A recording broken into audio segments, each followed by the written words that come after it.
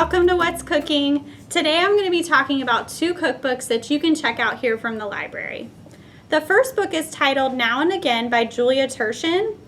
The cookbook is divided by seasons and it offers you meal plan options year-round. Pluses for this cookbook include that the meal plans have a prep list so you know what to make a week ahead of time, a day ahead of time, or even last minute before your guests arrive. My favorite thing about this cookbook are the It's Me Again sections. These sections, which follow every single meal plan, offer you a few options of what to do with leftovers. If you're anything like me, leftovers are not your favorite, but you don't like to waste food. These offer a great opportunity to reuse your food in a new way, and hopefully a yummy way. There's even a section on what to do with Thanksgiving leftovers, which this week is actually Thanksgiving. So you might make crispy stuffing with fried eggs out of your leftover stuffing the week of Thanksgiving. I may volunteer to bring the stuffing to Thanksgiving this year because it's the sheet pan bread stuffing with sausage and spinach recipe. So we'll see, it's on page 71.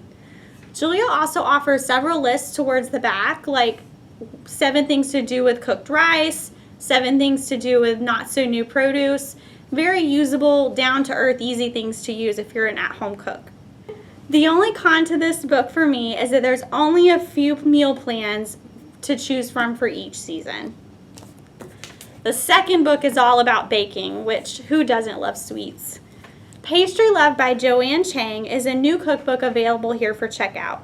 This cookbook has gorgeous photographs and text. The recipes are sorted by food area, so if you're looking for a cake, you can look there. If you're looking for pastries for breakfast, you can look there. It makes it easy to find the recipe you're looking for.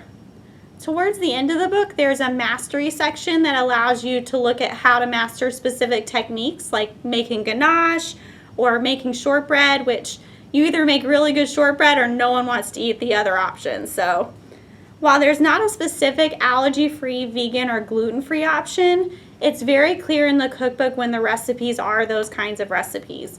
In fact, I'm really excited about making the apple spiced pecan muffins that are gluten-free for my family this weekend.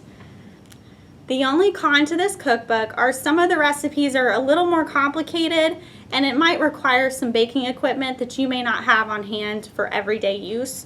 So consider that, but overall I would highly recommend checking this book out if you love to bake. If you're interested in other cookbook options, check out our website at www.nwrs.com. See y'all later.